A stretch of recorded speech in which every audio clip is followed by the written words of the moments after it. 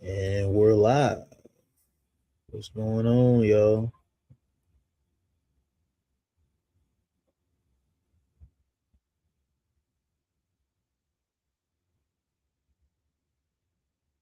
Got some hoop talk, man, with the WolfPac.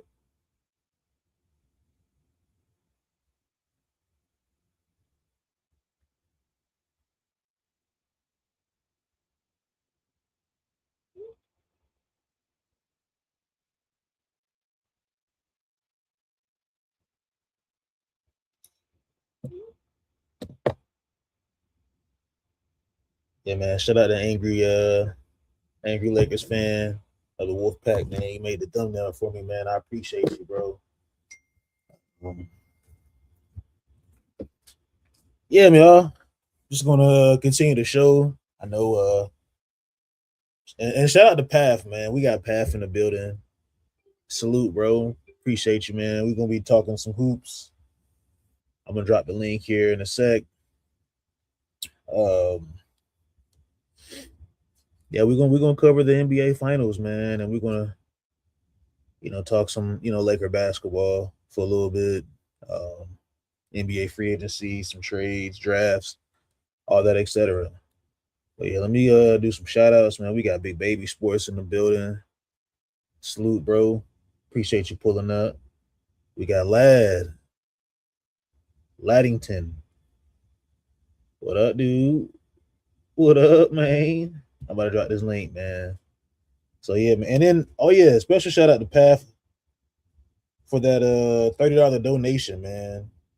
I greatly appreciate you, bro, man. Always showing love to the channel.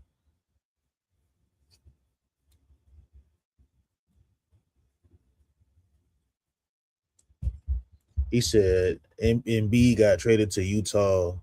The West loaded. Why would they do a trade like that? They got so many centers over there. Who did they trade for? And let me look it up. He said you had a lot of views last stream. Man, I had crazy views last night. Crazy views. And I appreciate everybody, man, hitting that subscribe button, that like button. Man, that made me feel good, man. I went to bed happy last night, bro. Just knowing that people showing love, man, to the show. Um, man, it means a lot, man. We're gonna continue to grow, and we got 300 subscribers on the way. So, but let me let Lad up here, man. We got Lad in the building. What's going on, homie? Hold up, bro. Hold up. What's up? What's going on, bro? What's up? What's up? How's life? Man, life is amazing, man. I'm blessed, man, to be here, man, and see another day. That's good. That's good. Me too, man. Me too. So what's up, bro? What we talk about? Talk about the Spurs, Knicks, Lakers. What's up? Man, we can talk about anything, man. This is hoop talk, with the Wolf Pack. So, man, I want y'all's insight on the game, man. Last night, we're gonna talk a little bit of Laker basketball, free agency, all together. It was a great game yesterday. I don't got no complaints. You was Yeah, right. The coach, Spurs coach, can get it together, or they gonna lose. That's what it is. You know that coach. that coach is wild, bro. He reminded me of JJ Redick a little bit. Steve Kerr, like. Yeah, a lot of inexperience right there from that. From his point of view, I think he probably has some mishaps, and that's what I say about coaches. Sometimes it can be really really stubborn, man. And Yeah, well, I that's think I think once Wimby had got the ball, like you were tied, right? You Mhm. tied the game. Like the game was tied 104 up, and you decided just to let Wimby bring the ball. Now, if you look at a different angle, Castle looked at Wimby and was like, "What we, kind of gave him look like, what they were doing. Like, are we going to set up for a play? Because you had like 13, 12 seconds left on on the clock. Mhm. So I looked at like going back looking at the game again. I was like, damn, they had like one timeout left, and you had the game tied. this was on Wimby and the coach because if you're Wimby, all you had to do was call one of the guards, the ball handlers that could distribute the offense. Fox was hot. Fox was scoring in that fourth quarter, Yeah, it and was. y'all went another direction. Y'all just went with pace at the end when I would have called timeout. Wimby probably got mad at me, but that's okay. Like I would have been fine with him being upset with me. I'd rather play it safe, knowing that look, this is a do or die situation in this NBA finals, Hmm. and we can draw up like a good play. Hopefully, you know something good comes out of it, but make or miss, it happens. And I know me and Steve, we kind of had a disagreement on it. I was like, this is not on Castle. This is more so on Wimby because if you're the leader, everybody follows you. So Wimby probably should have called timeout, or the coach should have made adjustments to call timeout, signal like, hey, slow it down. We got a little bit of time to create a play. But it is what it is, man. Big Baby Sports to hit the like button and subscribe. Yeah, y'all hit the like button, hit the subscribe button. And now we got Path in the building, man. Path, you been showing love, bro. We was cooking last night. What's your take on all this fiasco, man, with Spurs going down 0-2, man? Who would have thought that the Knicks would be up 2-0 on the road? I guess they're doing what they've been doing all playoffs. Kind Mm-hmm. of wrote them off a little bit, saying the East is weak, but they're the real deal. This is not a drill, folks. This is the real deal. The Yeah. Knicks are they're better than I thought. I think they have a lot of complementary pieces, and they have the experience. They have a leader that has been doing it for the last few years. They have a guy, pay the man, pay Brunson. He helped build the team by sacrificing some of his salary, a good amount, right? Like 100 million, something like that. Yeah, he took a pay cut. That is a major pay cut in your prime. You know what I mean? And he Mm-hmm. said, "Look, let's build the team. Let's get us a ring or at least a really good shot at it. Build the squad, and everything's going according to plan." I mean, that's leadership, Yeah. right? Yeah. Mm-hmm. Right. And then the coach Mike Brown can't really say much about that. I mean, more. I mean, can't say anything less because this guy is took the team first year. Mm-hmm. Had more success than last year. Replaced a really good coach in Thibodeau, and now look where they're at. I mean, he, like Lad said last night, I think, he found the strengths and used the strengths of these players, and they're doing a role. They're playing a role. It's kind of crazy, man, to think about. They did this all in a year. Because like I said before, the Knicks channels that I go on, all this talking about, oh, let's blow it up now. They ain't performing as expected, but they got it going at the right time. They're peaking at the right time, and they're peaking in the playoffs, man. That's crazy. You Yeah. know what I mean? But Like that it's shows that, insane. like, that shows that how, like, how, me and Micah, we was over here talking about JJ Redick, right? And last year they probably was talking about their head coach they had last year too, and see how bad he was. And then now they got a new coach, and everything is different now. You know what I'm saying? Like, coaches really coaching the team and knowing what everybody can do and putting Shaman in the game. Mike Brown knew that Shaman is a 3-and-D guy, and he can go out there and he can provide shooting and defense with Brunson and Cat and all that stuff. And knowing that Hart can get his rebounds, and everybody can do what their role is on the court, right? See, that's the difference between having a coach that's hard headed and having a coach that knows what everybody can do, right? Yeah, That's why me and Micah want JJ Redick gone. That's why I want JJ Redick gone, because that's what it is, bro. Like, you just like earlier today, like when Angry was talking about Dalton Connect, bro. If Dalton Connect was on the Knicks, he would have been playing in the finals too. Because guess what? Mike Brown probably saw he can put something in the game for him that he can get better at shooting the three ball, right? Yep. And that's what coaching is. Like if somebody's not doing something on the court or they're not like, you know what I'm saying, like sometimes maybe Mike Brown doesn't put Josh Hart in the game at times because, he can't shoot the three ball. And they need a 3-point shooter and Shaman and defense. So he puts Shaman in the game. Sometimes he takes Shaman out. Sometimes you put Hart in the game for rebounding, right? Things like that. You know what I'm saying? Like you're supposed to know what everybody on the court can do because you can't just know what your set five can do and then not play not play Vando sometimes and then not play Dalton Connect and then not play Nick Smith. But you know what I'm saying? You know what they can do, but you want to keep your same five that you want. And you only want to bring on you only want to have Rui to come off the bench and you only want to play Bronny James sometimes. You know what I'm saying? No, you gotta play everybody. Like if not Luca, if Vando could come out here and give you defensive stops and get you rebounds, he need to be in the game.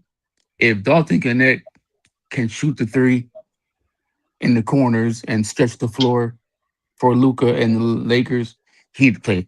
If if Nick Smith can be that 6 man off the bench that could get you a bucket, then that's what you need to do. That's a good coach right there. That low key puts everybody in the game, not just his starting five and the other three guys or four guys is not playing because you don't like those three guys and they're not the they're not your offense that you like. That's the difference between Mike Brown and JJ Redick and the Spurs coach. Yes, we know that the Spurs coach, has his up and downs, but the Spurs coach is a better coach than JJ Redick, wherever it be. Because guess what he did? He put in a rookie Harper in the game, not just this game. He put in Harper last series with OKC.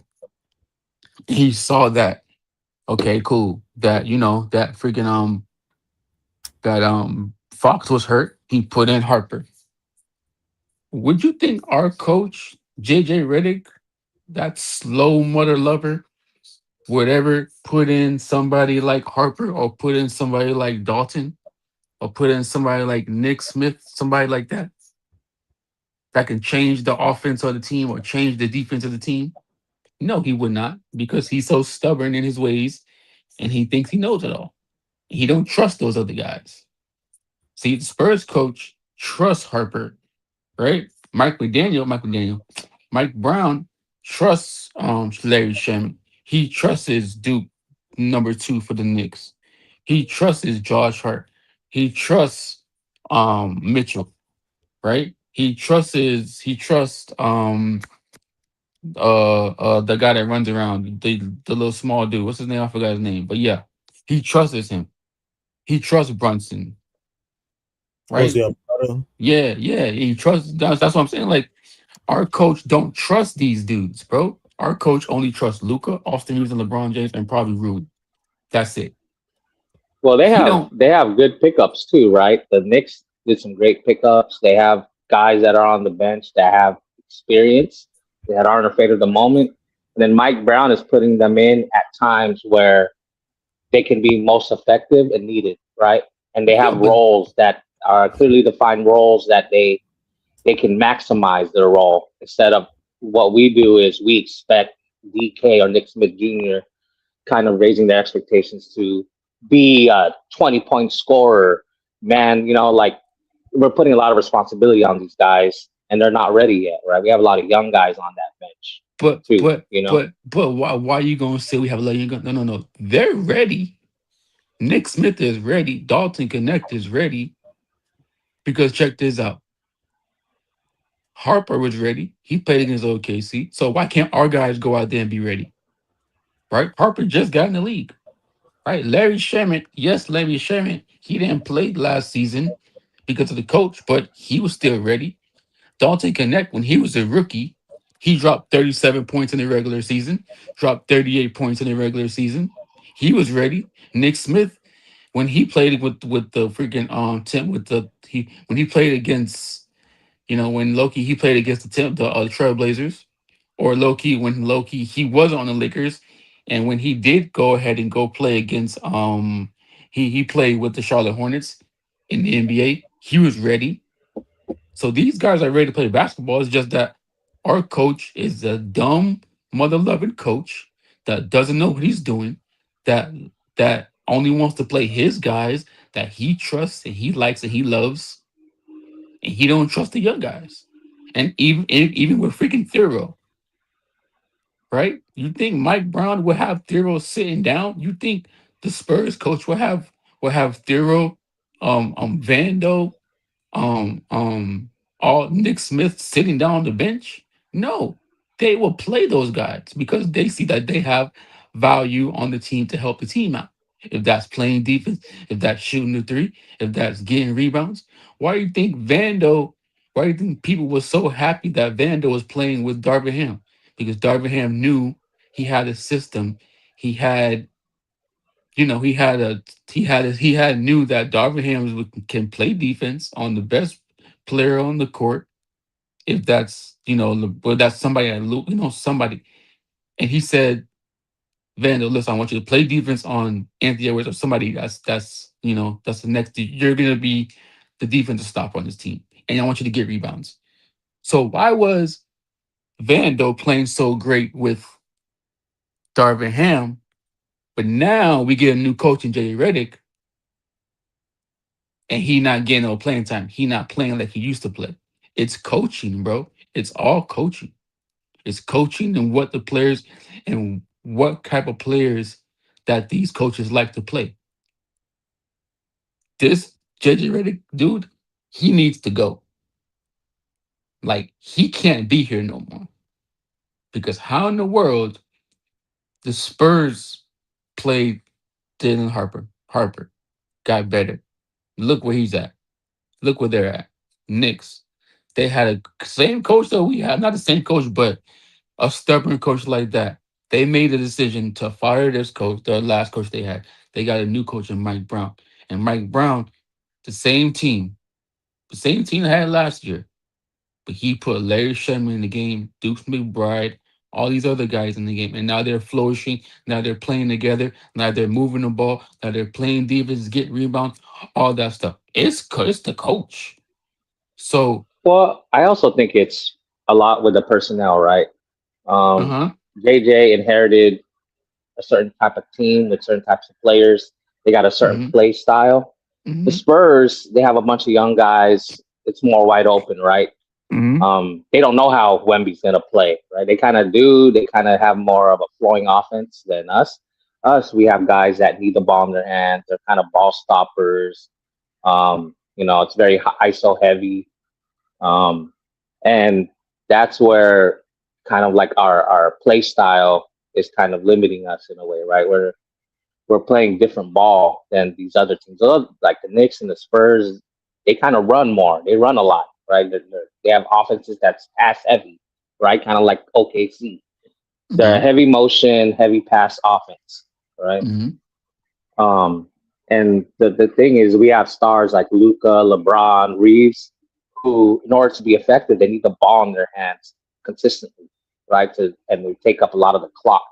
So we don't play that way, and I think it's a lot of it is the personnel. Also, yes, it is also JJ. But Pat, check this out. And So guess what? Me and you in the same. We in the same. We see the same. Like I understand what you're saying. Like Spurs play different, Knicks play different. We play different from both of them, and OKC, and all these great teams because we're ball dominant players.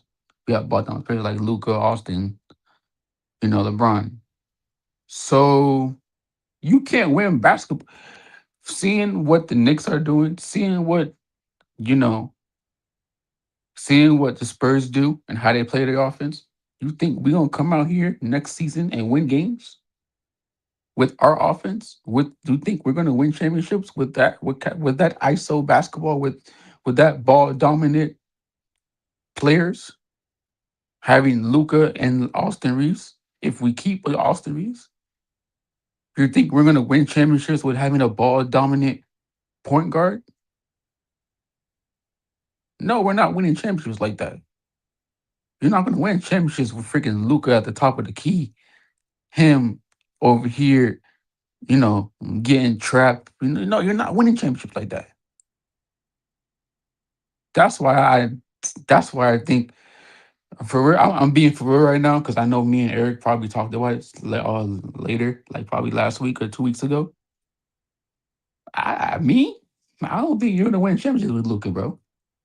He's a good player, but I don't think you're gonna win championships with him because you need to. You can't have a ball dominant player, right? That needs the ball in his hands, but then you want Austin Reeves next to you, but then you want him to play that ISO basketball too, right? And then if Luca wants Austin Reeves next to him, y'all gonna be giving up 30 points combined because y'all can't play no goddamn defense. So how the heck are we gonna win championships knowing that yes, we can get buckets, we can score ISO basketball points, whatever, but then on the other end, you can't defend. Our point guard can't defend, our shooting guard can't defend nobody. So how are we gonna win our championships this coming up season or years that's years in the future? You're not winning like that. Why do you think the Knicks are playing so good? Because they're playing defense. Spurs, they have defense. OKC, they have defense. We don't have defense. We have offensive players, but we have offensive players that can't play no goddamn defense. I think watching these finals, these first two games alone, like one thing stands out is that both, the Knicks and the Spurs, they have something the Lakers don't currently have. Like you say, like defense, depth, size, and just identity altogether. Um, I think you would have to get a defensive center. Like, as far as like the Lakers needing a true starting center next to Luca, someone who protects the rim and rebounds and doesn't need the ball. Like, and I think that's what hurt them last year was when you got this past season, right? With um Aiton, right? Aiton requires wanting the ball a lot in his hands. He wants to get, his touches. But I Hmm. don't think that's something that the Lakers should be willing to Do do as far as getting a player that needs to have touches. All you need is somebody that can protect the rim. Uh, you obviously need athletic wings. I think the Knicks have guys, that can guard multiple positions. I think the Spurs, they have long defenders everywhere. I think the Lakers need more two-way wings, obviously, to accommodate for Luka Doncic. Like I said back on Angry's show, like a month or 2 months ago, I said hmm that OG Anunoby, those type of players, the Jaden McDaniels, type of players, like 3-and-D specialists yeah. around Luka. And I'm hmm always been like a fan of OG, like his game alone. Like I never like will say he just like this like floor raising player, like his hmm polarizing player. I think that's just like a player that can accommodate for you winning a championship, and that's the winning formula. I think that the Knicks have. The Knicks, they have the experience. I think the biggest difference, in the last night game was experience. When the game got tight in the fourth quarter, the Knicks knew exactly where they wanted to go. Obviously with Brunson and he controlled the tempo. hmm Cat, like I said, I've been harping on Cat, man, throughout the whole postseason. He's made smart decisions throughout this whole postseason. And the Knicks as a whole, they, the team, they didn't panic. Um, but to get back to the Lakers, I want to speak on the Spurs too. And last night, we was lit. I was lit for myself. I would say, um, me and you, we had a little debate. hmm One of the key moments for like the Spurs, I would say, like the Spurs, they missed opportunity last night. and I'm still upset with Wemby. I think if you're a Spurs fan, this one hurts. And Path, Path is he's a big fan of basketball. He goes to these games a lot, and Path, he was considerate with the fans. He's very considerate. Um, I just think you had the home court. You were right in there in the final minutes. You had a chance to tie the series 1-1 before heading to New York. Instead, you're down 0-2. Like championship teams capitalize on opportunities. The Spurs had theirs, and they just couldn't close the door. Plain and Yeah, simple. yeah. I, I, Uh, I, I think Fox needs to be that veteran guy that's gonna talk to Wimby and be like, bro, you can't be doing this. You know what I'm saying? But go ahead. and I agree with Sneed to a certain degree last night. I want to, and shout out to SMT Media Network. Sneed, my guy. They always come through, man, show love. He has somebody, and this is why obviously like the question becomes like who consistently steps up around Wemby, right? Can Hmm. Vassell be consistent? Like Vassell, he hit some shots. I thought he played with poise. Hmm. But can he be consistent throughout the I whole? like Vassell. I really do. I I like like him. Vassell too. Yeah, Vassell's nice. Can Castle be consistent? Which I think Castle has been consistent as far as on the scoring aspect and playing defense. But he has spurts in the games where he kind of this is where like the youth kind of kicks in for him and stuff like that because I don't know if the lights are just too bright. Hmm. Fox, y'all know I've been getting on Fox, about his inconsistency and You've been saying that. I've been saying that Fox gonna be all right. I know. I know what Fox can do. but check me out. Hmm. The thing with Fox is that he has moments in games where I'm like, dude, what are you doing? Like you're taking up bad shots. You're not attacking as much because he can attack, bro. Fox is Yeah, he can attack and he can shoot the mid range shot. and if you're mid and oh gosh, don't get me started on Miss Johnson, bro. Golly, bro, he's public enemy number one Oh, in my. And I'm always defending head coaches. I always think head coaches always get the shit end of the stick all the time when it comes to the players want to get their coaches fired. The organization just they're being scapegoated out of the league or out of their franchise or out of a job in general. hmm Um, I think the question, like I said, who's going to be consistent? And I think for Game 3 is everything. Game 3 is the series. Period. Like if New York wins Game 3, we're probably talking about a sweep here. Everybody bring the brooms out. Yeah, If San Antonio wins Game 3, now we've got a series. And I think San Antonio, this is where like, okay, yeah, youth plays in it, but this is where Wemby has to really gather the troops and win this. Don't just and I was talking to a buddy of mine like an hour or so ago, right? I was like, I feel as though that the Western Conference and me and EQ, shout out to EQ, he just came in the building. EQ made a great point that you won in Game 7 against OKC. Now was your shot to win in the NBA Finals against the New York Knicks in this big series, this big moment, this big stage. And I think like before we move forward and we talk about the Lakers. I want to get UQ's point on the Knicks and Spurs series as well. I think my biggest takeaway is the Knicks. They're playing a championship. They're playing championship basketball right now. They're disciplined. I think they're executing late, and Bruce is looking like an MVP the finals MVP. I would say it's kind of toss up between him and Cat, but I would say Brunson will slightly get over the edge because he has been consistent in the second half more. Um, but I would say don't count out the Spurs just yet. They have the best young superstar in basketball in Wemby, Victor Wembanyama. I yeah, think if we get one monster game from Wemby, Wemby can completely change the momentum of the finals. Go ahead, EQ. The biggest issue with the Spurs is that I think they specifically built the team just to try to beat one team. and that's the team they beat in Game 7. I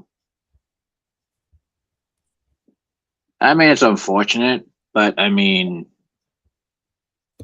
they built that team to beat the defending champs. They did not build this team to beat everybody else, And this is why they got exposed right now, because of playing four guards around Wemby, and that's the recipe to beat OKC, but that's not the recipe to beat New York, right? Because if New York plays a different style compared to OKC, right? And this is why they're getting exposed, that Jalen Brunson is just cooking every single one of them defensively, no matter how bad his efficiency was. That Jalen Brunson was still locked in to try to win that game for New York, even though if he had an extra possession or two. And it comes down to the 50-50 possessions where the Knicks are beating them in that category, right? The 50-50 possessions. Yeah, the Because rebounding of how taller they are and how bigger they are compared to the Spurs on the floor outside of Wemby.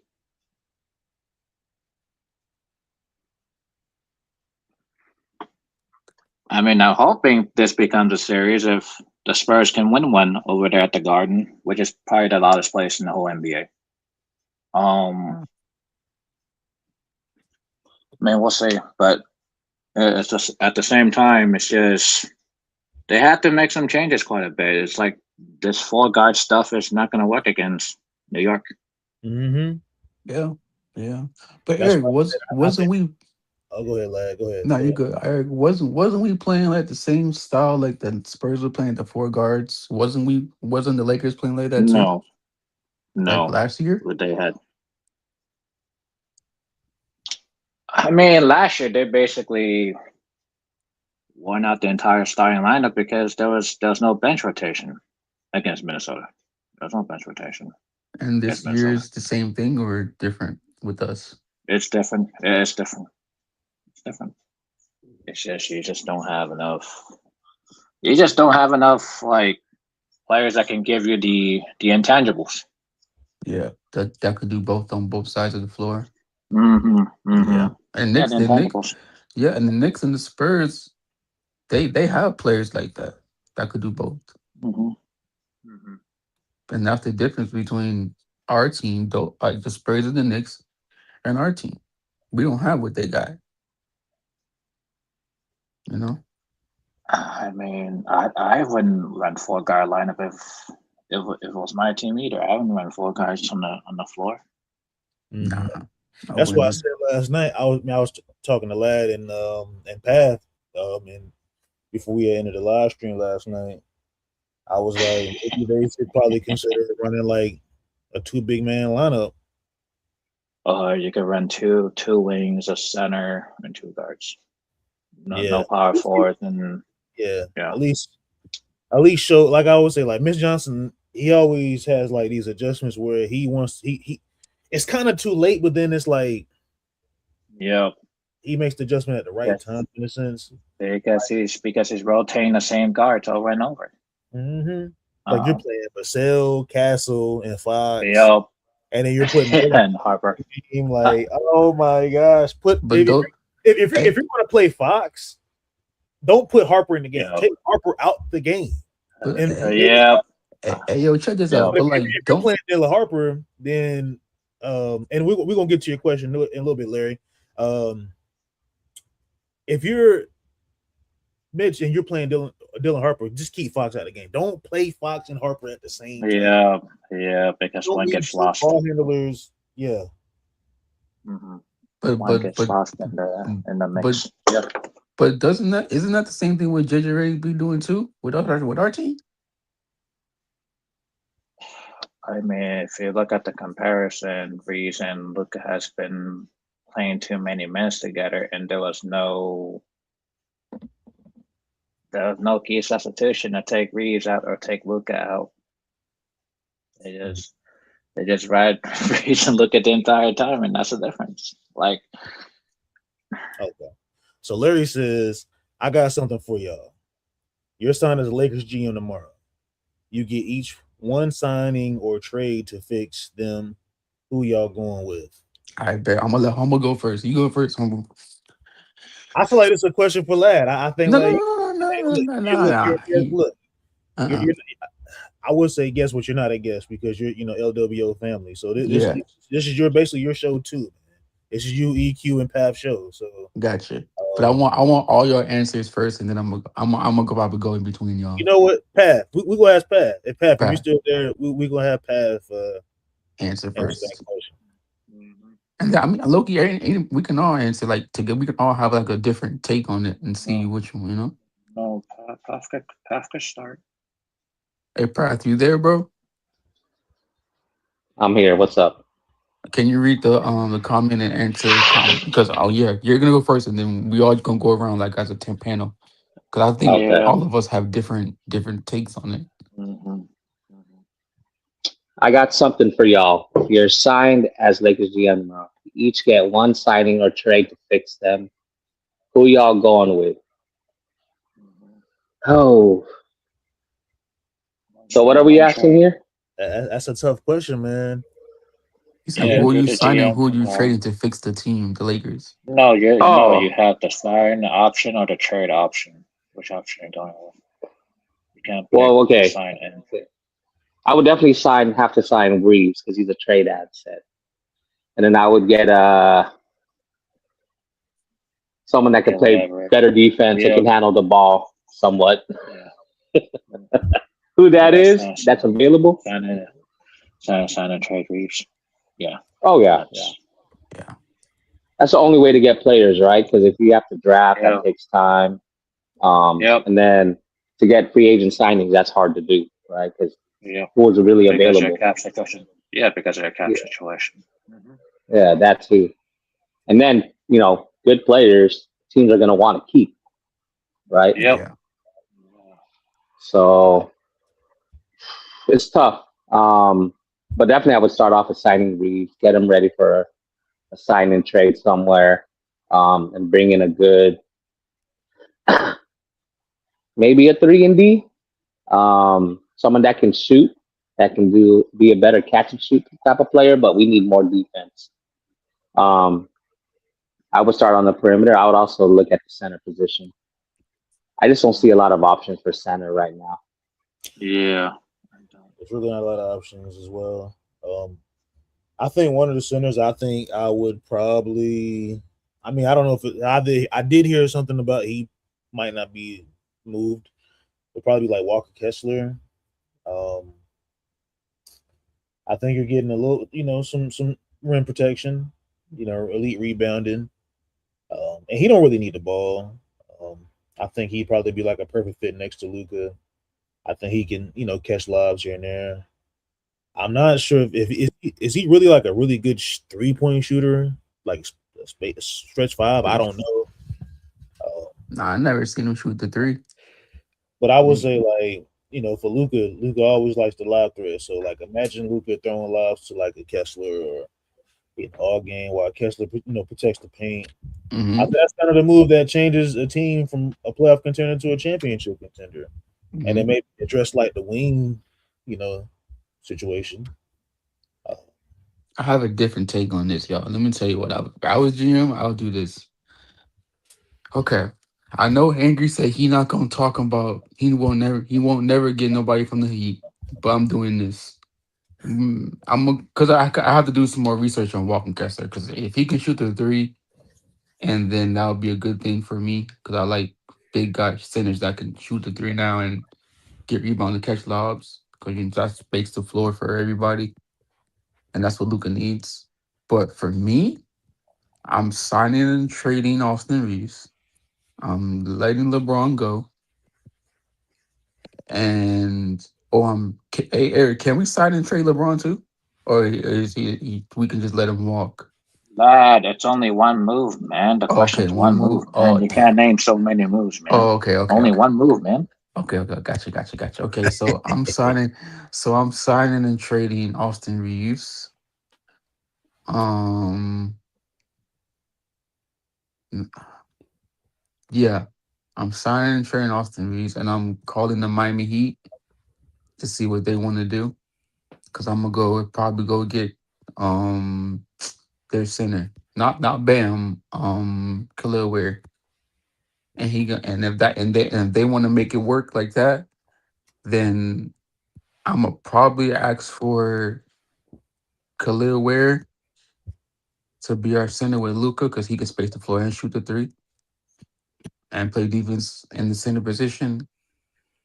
And yeah, I'm gonna build like that. And LeBron, if he wants to stay, he can stay. But yeah, that's what I'm doing.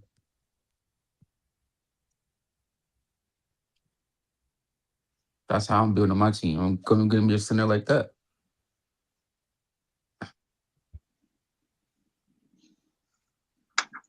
We got Sneed in the building, man. Sneed, what's going on, man? What up, What up, brother? Sneed? Hey, man.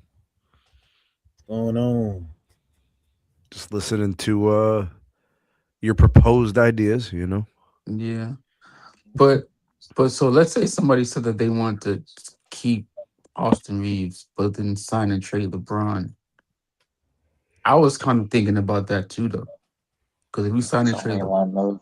no, It's only one move, lad. The question's no, one move, not so many damn no, moves. I know it's just one move. I'm just saying, but like, if we wanted to, like, I know how we all pick sign and trade Austin Reeves, but if we would have picked up, I didn't even say my answer yet, so oh how my you bad, go assume ahead, that? my bad, go ahead, go ahead, bro, my bad.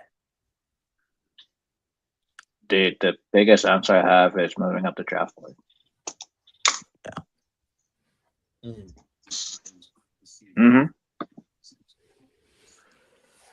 I don't know, You got man. 25. You got But 25 sitting there, and I'm like, they gotta move up the board, man. No matter if they But got future picks in their bag or they got a future sign and trade candidates, they gotta move up the board. Like yeah, but who would you I get? Like, just what would you do we if got to you get was? players that can contribute, though. You know what I mean? Like, because Luca's on a short timetable. I keep saying this, man. Oh my God, I yes. know it's a short timetable, but you need a guy that can really be legit next to Luca. Wait, how's Luke on Like a it's not short timetable? Dude's like 26, I Yeah, think. but he's injury prone, bro. He's injury prone today. What do you mean? I Not know. not 3 years from now, 4 years from now. Yeah, he's injury prone, bro. That's why I was kind of when we first got him, I was like, ah, shit. You know what I'm saying? I was like, damn, because you know what I'm saying? Like he's good and all, but he get injured a lot. What I don't want is Luca having to handle the rock for 80% of the game. We need to relieve some of Yeah, this pressure off of that's what I'm him saying. to prolong That's his what I said. career. That's what I said. Like Yeah. move up the board to get a key contributor to Luca, so that he wouldn't have to have a high usage rate. No So you want, indications that he knows how to play without the ball. but he Yeah. doesn't. We don't know. We've never seen it. What you mean? Whoa, Mm-hmm. wait a minute. We did see it. When did we Who? see it? Wasn't Kyrie with Luca? How often would you say Kyrie initiated the offense? Put a percentage on it. Never. I would say probably it was Luca 70% of the time or more, maybe. And I was Yeah. and Kyrie was able to play Kyrie off the was. ball and initiate Mhm. the offense a minority of the time. Yeah. And that's why I think that we can't win championships like Luca style of basketball, bro. Like if you can't play off ball, Well, I don't know if it's about I think moving forward what it's going to be is about building a system that he will assimilate to. If you bring him players and you're able to win in a different way, and maybe he starts to believe that, see that, understands it, and is accepting of whatever that system would be, right? but So, but I mean, it might not happen. That's risk. But but you brought Yeah. him there, right? That was a decision the Lakers made. They brought him here. They wanted a star. Mm-hmm. Basically, he replaces LeBron right on LeBron's timetable. So you're bringing him in, and you're basically saying you're going to build Dallas Mavericks 2.0 that went to the finals in 23.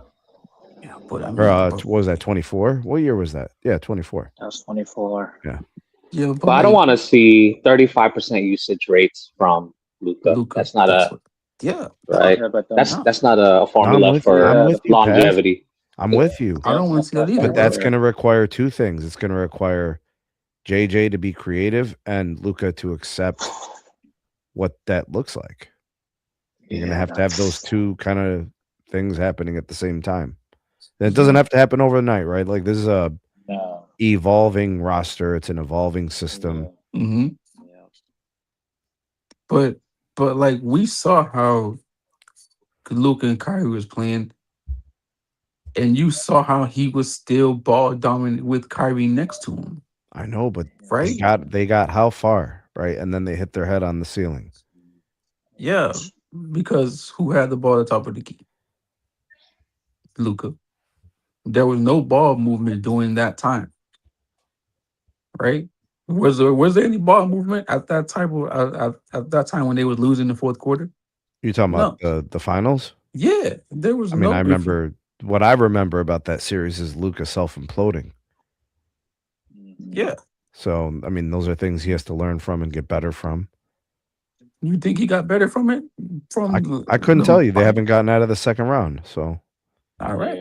Yeah. So if you haven't gotten out of the second round, I mean, he's not even available. That's why I can't really comment or speculate on yeah, him but as the evolution of him as a player in the playoffs. I don't really know. no, I understand that. First but year he from- was out of the but- first round, and the second year out, he didn't even play.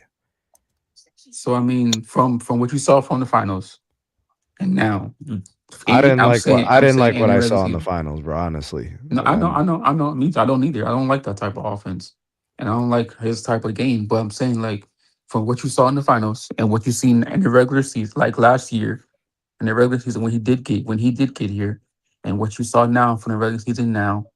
Well, March was nice.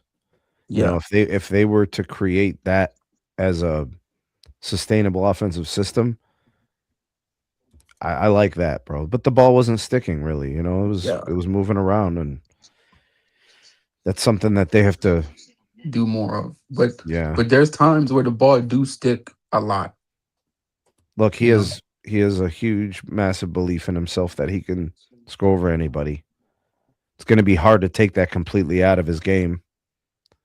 So that's you what's know. gonna hurt us. But I think with the right players and the right coach and system, maybe he comes around to it and understands it and accepts it, and especially if it follows up with winning. If they're winning, I mean, what's he going to say? He's going to like what? You're like, who are we gonna put next to Luca if he can make that change? Because he already had Kyrie next to him. He had Brunson next to him, right? I mean, and there was some measurable success there. So I think putting someone his equal, who he views as equal, helps that likelihood. But who is that Brown? Is that Ant? Is that Giannis? Who is that? Because Damn, bro, you just naming anybody that's an I'm all-NBA player? I'm just asking because like who else is out there? Because we all know that he wants to keep Austin Reeves, and we know that's not going to succeed. That's not going to be pretty for us because they're going Wait, to. are we all so sure that Austin Reeves is being retained for the long term? That's what I keep on. No, that's what I keep on trying to tell people. It's just speculation, and it's not the real story. That's what I keep on saying for the last couple he weeks hasn't. since they got EQ, swept. you know his playoff performances don't look good. Yes. That's tough. It's all speculation. I don't think it's a real story. Yeah, but I don't know. Bro. I don't know, bro. I just feel like. So, like what? Getting max money? I don't think that's a real story either. No. Austin, no. I just want somebody next to Luca that's gonna like. Luca could do his thing like a 3-and-D guy. But I don't know who that is.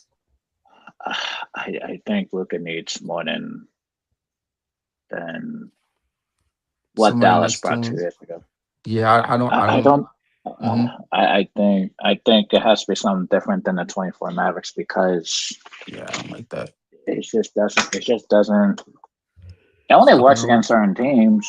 And he Yeah, also needs to be a better player too. He has to show his evolution. I think his defense has to be better. I think definitely, Yeah, his definitely. accountability has to be better.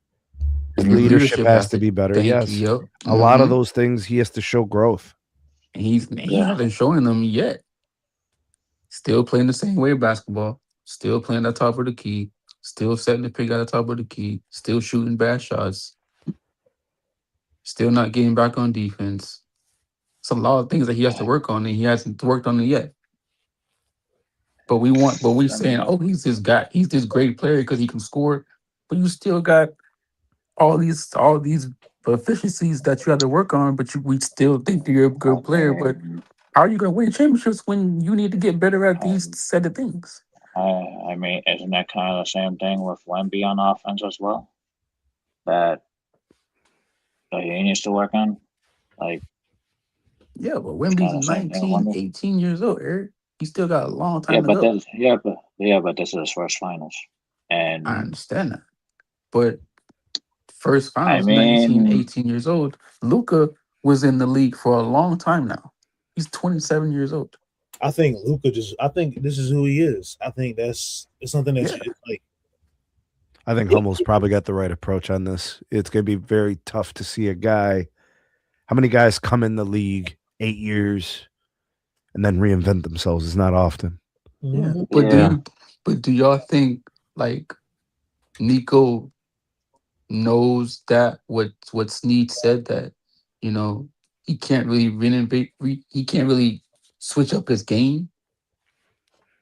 jeez, Because we get the Nico story. no, Um, because you have to really think about that because Nico knows basketball too. He's not gonna, hey, you know what I'm saying? Nico made a move to get himself fired. Okay, I mean I understand that. I I mean understand that's that. crazy. But Nico, You want to make a move to get yourself fired. That's crazy, right? but that's cool. But Nico, he knows basketball. He's not just there to be there. He knows Oh, basketball too, right? So if Nico works he's for Nike. Okay, you know what that's Nike cool. is? Yes, Nike the shoe. Yes, Nike. I know. So how is it any? I mean, whatever. Like, Yeah, and then shout out to Angry Man. He said salute, to LWO WolfPac for a great start to the day. Great show. Yeah, man. Hey, we cooking over here, man. We working hard. We trying to get our network I right, think man. they only. I think. But I think Nico became the scapegoat because of new ownership. Don't want to pay. Look at that money. I think Nico was a scapegoat. Doesn't mean that. Damn, where does Snead go? I want to but yeah, but what I'm y'all just saying. no, you're Nico right, was a Eric. scapegoat. Yeah. I don't know. I don't know what about Luca no more, y'all. It's just I don't. This is what Humble said. Like Luca's gonna be. He's gonna do what he do. He's gonna play how he plays, and he's gonna score how he scores, and defend how he defends. He's not gonna change. You know what I'm saying? Like Wemby, I 19, think. 18 years old, he can I still think the get new better. owner. I think the new ownership had a conversation with him already. So he has to be locked in. Like Yeah, but shoot, I I mean, mean, hey, new ownership's different. I mean, new ownership's different. They don't run like the previous regime. They have their own program here. It's completely different. yeah, Like Yeah, I think with Wimby, he can definitely develop his game and get better. yes, He has a yeah, lot. offensively. I think he has a lot of time to and not necessarily like he has to change his game. He just has to develop and get better.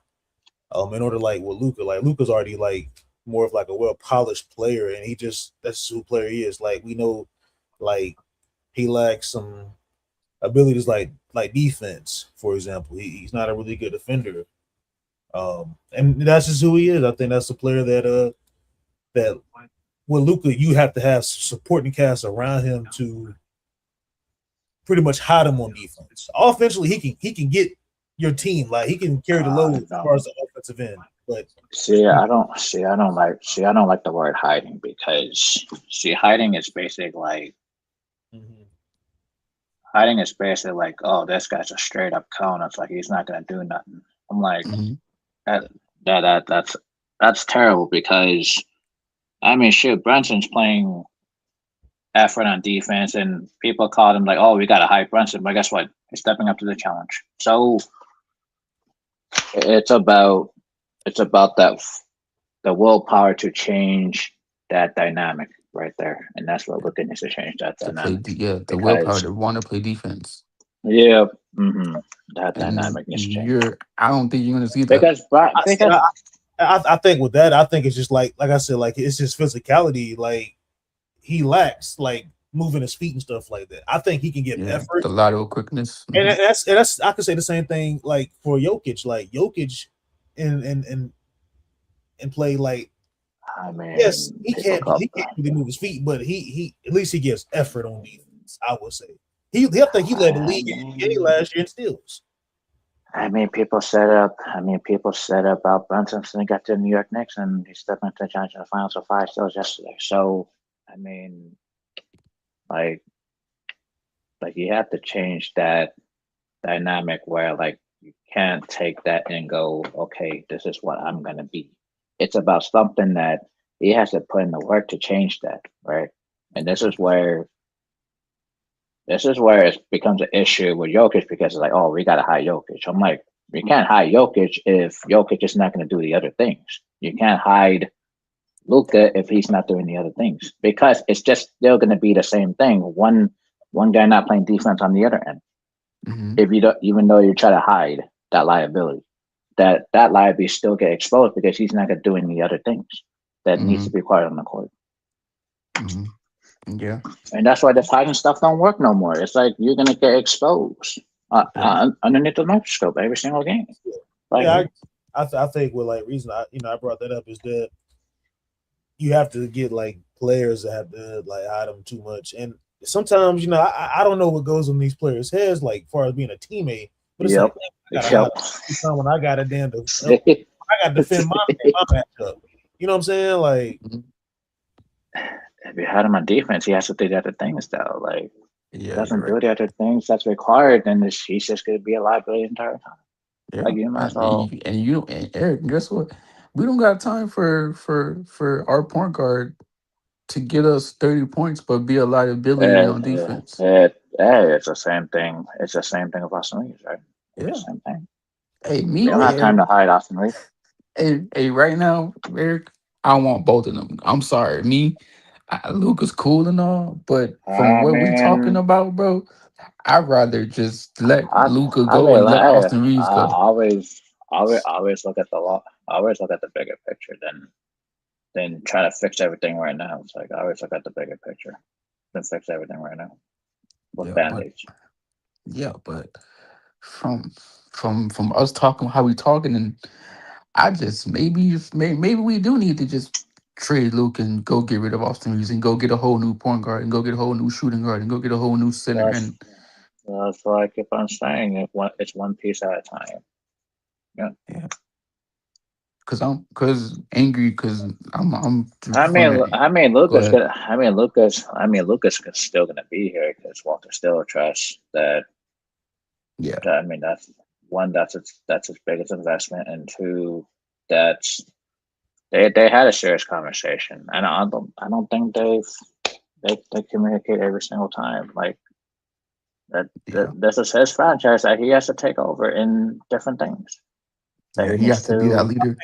I think, like hypothetically speaking, right? If you do decide to like trade Luka or go, move on from him or whatnot. I don't think they want to trade Luka as of right now. I think they still have that timeline where like it's up to Luka, right? Because he didn't like being traded here, but guess what? He has to be here now. So I mean, I'm just saying, like, far as like. If you let him go and stuff, you're basically just kind of starting from scratch all over again. Like, are y'all comfortable with that as a fan? Like, I am.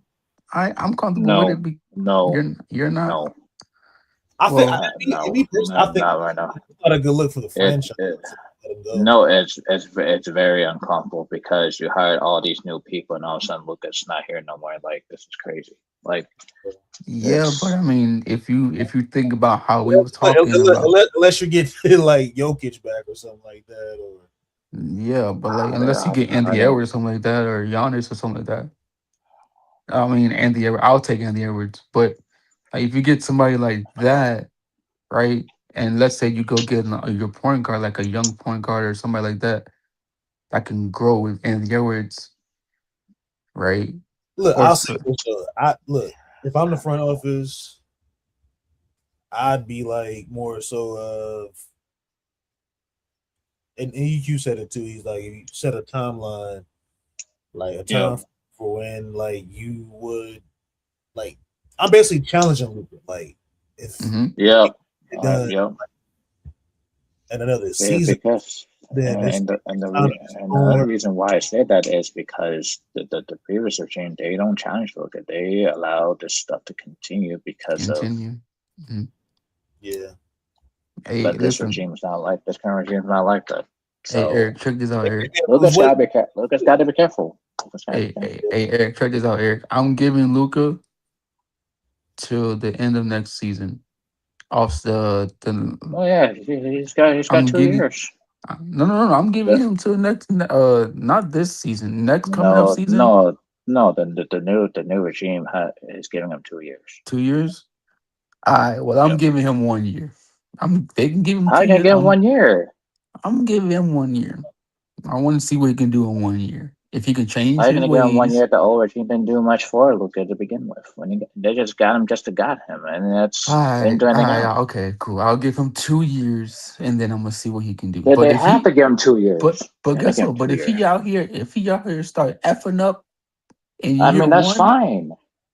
That's then fine. I'm gonna say something, Eric. I I just want to see You how. always I just want to see you how. always do that every you always do that no matter what I'm just player. saying, bro. I'm just saying, Look, but I'm trying to be fair here. I want to see how Luka's going to be without. Okay, I know Without okay, all the back to home stuff, without all the back to home stuff and getting exposed and everything. I'm like, I just want to clear all that crap and see what it is, man. Like this drama stuff is just crazy with this team. yeah. Like But hey, I'm over here on YouTube, right? And I'm looking at Kessler. I'm looking at Kayla Ware. And versus the Knicks, he got 28 points, 19 rebounds, right? Versus the Knicks. The last time he played the Knicks was 28 points, 19 rebounds, and 5 threes, right? And if you I just mean, go watch his game, like you just, I mean, if both of y'all that, or somebody on the yeah. chat, y'all just go watch it, just color wear highlight or whatever, and you just picture him. is this a regular season game? This is not a plug and play Yeah, situation, lad. My goodness, I'm just it's not letting a y'all. plug and play situation. No, I'm just saying though, if you just picture, I mean, if you just picture Luca right in the Miami Heat uniform, right, but then you know what I'm saying, like if you just picture Khalil Ware's game with Luca's game, that's an A plus plus. If you just go watch his highlights, you see what he can do, bro. I'm telling y'all, I Look, mean, Khalil Ware. I own Khalil Ware. I want a Khalil Ware over on the Lakers. I'm telling you, if we're gonna change yeah, if we're gonna change our I want to, regime, I want to kill Aware too. But guess what? Pat Lawler's too smart to take. uh, So I know, but if I they mean, it's always Pat Riley. I'm telling you. yeah, but like, if they keep Bam on the bayou and keep Giannis, then that means that somebody gonna have to leave, No, they not. I mean, right? it Because depends. It depends on Milwaukee because they really don't have that many options where they can move them to get decent assets, right? Because Golden State, I don't think their assets are that great, so they passed because they know those 5 draft picks are not going to be like top heavy draft picks, right? They're just going to be hmm like what late 20s if that was the case. So it's like They have to look at the bigger. They have to look at the picture. bigger value of. Right. I I mean, just if feel they look like at Miami, it's like what they're gonna get back. Tyler Hero's expiring contract. What Wiggins if he opts in, that'll be another fine contract, and probably like. I mean, that's why I keep on saying like the Giannis trade will probably take like assets from 3 different teams just to get the assets that Milwaukee will want.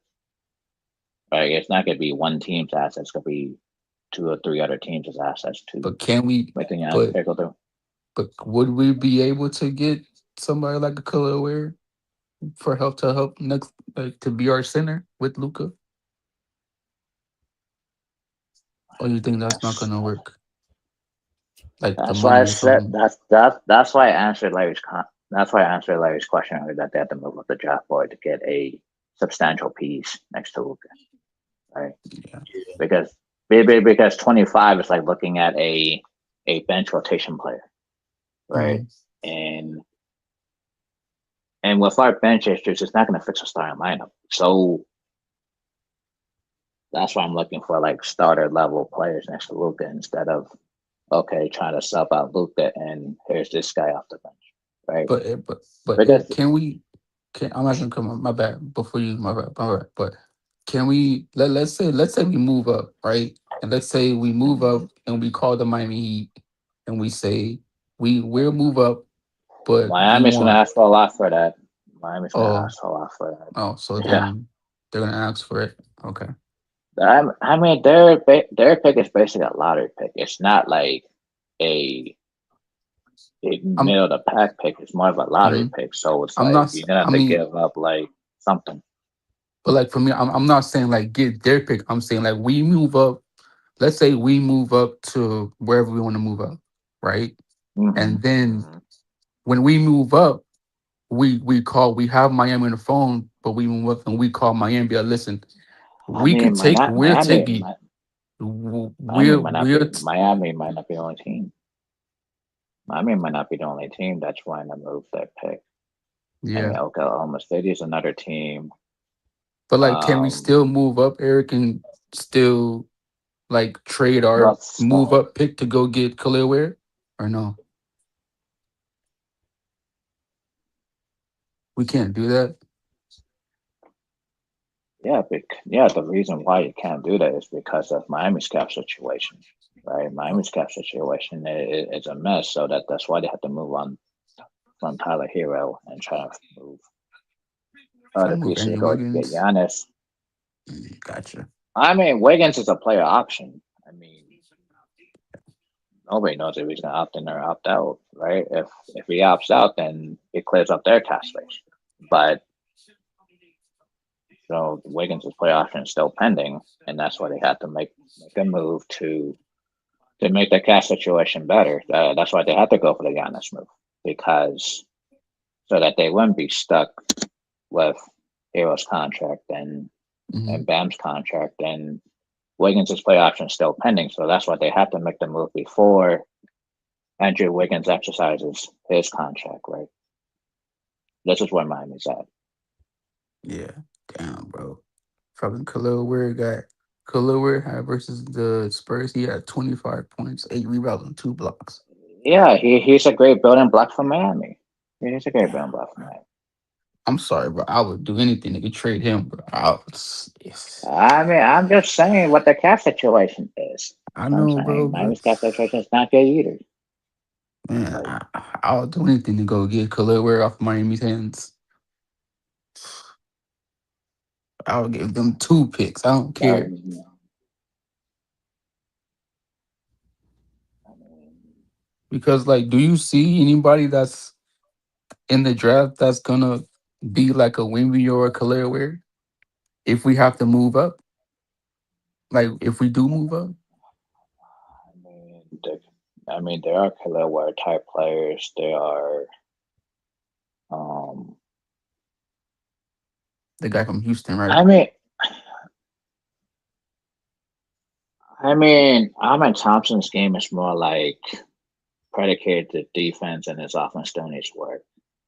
I mean, there's kind of like I mean, there's more like guards in this draft, but I like athletic guards too, because I think athletic guards could change. I think athletic guards in today's game could change how the offense would move, right? Yeah. And this is where they don't have athleticism in the backcourt. Right? Because you just have these like game. I mean, pace changing guards, right? You don't have the athletic guards. You don't have the fast guards. You don't have the athletic guards. You have basically guards that change the pace every single time because you can't. Yeah. Because the game is going too fast, right? Yeah, like Harper. Harper, he's one of those players that he can change the pace of the game because of his. He can get up the court, or he can play defense, or he can make a stop or get a rebound, or make a play at the rim, or shoot the three. And Castle. Yep. Yeah, Castle too. Yeah. So then, you don't think Dero's like that too, though? There was more like I don't even know what I could put Dero at next year, to be honest, because his shooting still needs work. So he's not a guard right now. Yeah. So he's not a guard right now. He's more of a wing right now because of I haven't seen enough shooting of a dude yet. He's more of a wing. Either. Yeah. Oh, man. I mean, he could. I mean, a dude could be a slasher, but they could find him as a cutter. That's about it for right now. That's it, though. That's it. But I mean, shoot, do we want that? Do we need that right now, though? I mean, you're gonna have to. I mean, you're gonna have to run an offense with a lot of cutting because you need guys that to drive and get in the paint. You need athletic people and kick it out to the 3-point line. Yeah. Mm-hmm. Like a Josh Hart. Josh Hart can't shoot, but he can get rebounds and cut to the basket. Mm-hmm. Yeah. Yeah. So yeah, I don't know. But I mean, it's not always about the three ball. It's more about how you control the floor, right? Yeah. Because I feel like this is where the backcourt has been an issue because they can't control the space of the floor with the guards they had last year and the year before. Nope. That's why it's. Well, what Luka did, Luka stopped, taking the ball in the paint, drawing some defense, kicking it out. He started doing step back threes, playing on the wing, or that's why I'm the high post. Yep. But that's what he likes to do, though. Like he likes to go to paint, stop there. Because it's athleticism is not there. Not like. Yeah. I mean, he's been playing a game of basketball since age 14, so it looks like he's been. Like I can't say Luka's old, but that basketball experience. It's like more than a decade of basketball against grown men. Yeah, it's not this decade basketball. It's old decade basketball. Yeah. Mm-hmm. Yeah, it's like it's not. Yeah, it's but, not. But we don't need right. Huh? Okay, go ahead.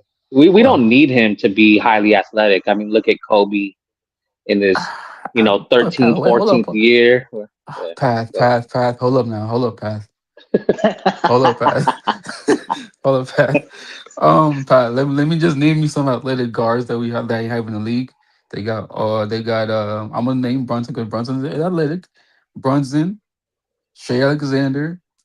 Brunson knows how to change it. Brunson knows how to change the pace of the game. That's the thing. Yeah, Brunson, but he's still athletic though. No, he's crafty. He's not really crafty. athletic. Okay, my bad. Okay, my bad. I bet. Okay, cool. DeJounte Murray, right? Who else? Another guard that's. I think DeJounte Murray lost it the last 2 years. He's not there anymore. He lost the last couple of years with that torn ACL. I mean, come on. Who else is athletic that can really hurt us? But you can run an offense without being, athletic, right? I don't know, bro, because I think you need an athletic point guard nowadays to get past the defense and get to the basket, or get your bucket, or get to the mirror and take a shot. You could be crafty. It's just, I guess crafty kind of works in a sense. Yeah, If it the works plays a usually little not bit running, but though. I mean, at the half court, sure, but when you're playing on a fast break, I'm like, Yeah, it's not gonna work on half full court. Half court, yeah, but guess what though? Did Crafty work on the Boston Celtics when Brown was guarding Luke at the top of the key? No. So so yes, you do need athleticism at the point guard position. yeah, I think that flash system requires more defense than offense, Yeah. So right? yeah, we I don't know, man. When I think of like a guard, I think of not, yes, transition offense is one thing, but when I think of a guard, I Mm, think controlling the pace, controlling the offense, drawing mm, whatever, shifting the defenses, right? yep, You yep, you move, they react, you read, you pat, yep. you do whatever, right? hmm So that's Mm, how I see a guard, right? Not trying to drive to the hoop. We've seen that, right? That's your Donovan Mitchells, yeah, your the Aaron Foxes, and what have they done? the John Morant, the John The John Morant's, yeah. Morants. Yeah, like what have they done? Mm-hmm, Nothing. That's mm-hmm. how I view it. so you view it as like the Donovan Mitchells is like The Derrick Rose, athletic, the the Derrick Derrick Rose, Rose the Derrick athletic, Rose. and you think like Luca's Mm-hmm. crafty. Yep, I see someone like Luca where it's not just crafty, but he knows how to read a Pick his defense. He knows how spots. to get, Yeah. yeah, pick his spots, yeah, get the defense reacting. LeBron does this really well. Okay. That's one thing I'll say about LeBron. yeah. He knows how to manipulate the defense, right? Mm-hmm. He'll play with the ball, drive in a little bit, drive, and essentially look for an open man in the corner. That's all he does, right? Yep, hmm But he's such yeah, a threat to score as well, right? That's where his scoring ability yeah, comes into play, right? yeah. That's Luca. His The three, yeah, right. The problem with Luca is he does that, but he doesn't do it enough, right? Yeah, yep, He's but looking for a yeah, bailout three for himself. yep, Almost, he creates a yeah, bailout three for himself. yeah, yeah. but Cause that's why I like that's why I like guys that are athletic nice to look at because you don't want like guys that could play the same. I mean, it's gonna be interesting with Luka because of who's gonna play next to him. They have to change the pace next to Luka because you can't be running that same level same of type speed of on the floor. yeah, yeah, Yeah. yeah. That's true. But Pat, but that's why you see, right?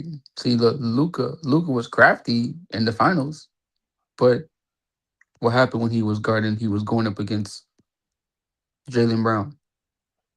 All that I mean, craftiness got stopped, right?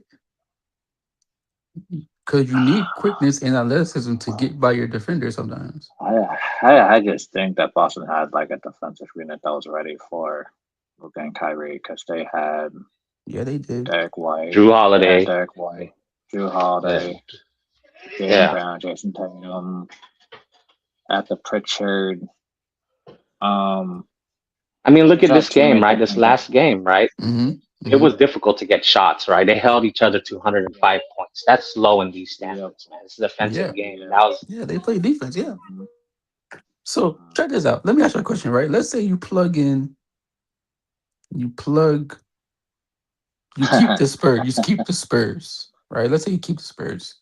You plug Luca right next to where Jalen Brunson is. How you think he's doing with that with that team and with versus the Spurs? Look at with that defensive unit. They're gonna be torched. Like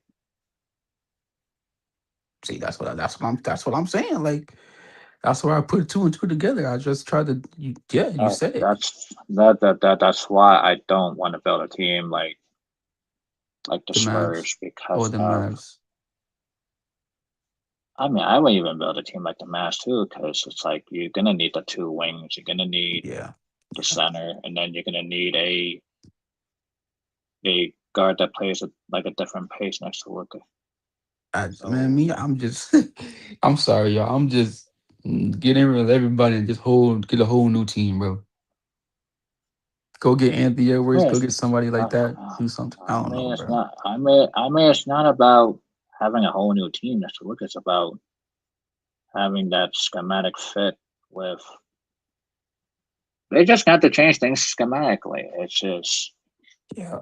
they just can they just couldn't really do it the last couple of years if they just don't have enough defenders. Yeah, If because you we look at it, traded away. Yeah, because we traded away both of our defenders that we had. We traded our both of our they defenders to get they, Luca. they traded all defense for offense, and that's just where it's gonna be a Yeah, problem. yeah.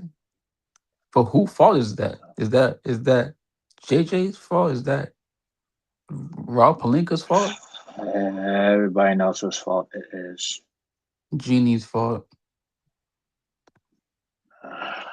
It's everybody's fault. But I see, mean, that's what I'm yeah, saying. That's why, man. That's why I was so happy when we had Max Christie, bro. I was like, bro, like, and Yeah, even but with Darvin Ham, I was happy with him too. But I knew that he was a trash. But I just knew, we had defenders like Vando and Max that could play defense. And now, and with Anthony Davis I at the just feel at the center. like I just feel like they just don't have enough defenders that could really mix and match, right? Because I don't Yeah, think two defenders is going to change much. You're going to need at least like 5 or 6 defenders on your team yeah, because you have to make the offense play on the other team different looks. Because it's not going to be one guy guarding that guy the entire time. You have to switch it up to like 5, 6 different matchups. It's gonna have to like that's what makes offense more complicated because you need like 5, 6 defenders on that offensive weapon because this is what the Knicks did and this is what the Spurs did to OKC. hmm The different guys match up with Shea, different guys match up with Brunson, different guys matching up what the Spurs had with their 4 guards, right? And that's why I keep on saying like the 4 guards around Wemby doesn't work because you're giving the Knicks too many different matchups to look at. So it's like hmm it's like you're screwed the 4 guards because you gave the Knicks the opportunity to put different defenders on those guards. So you can't basically rotate the same guards because the matchups are already there. yeah.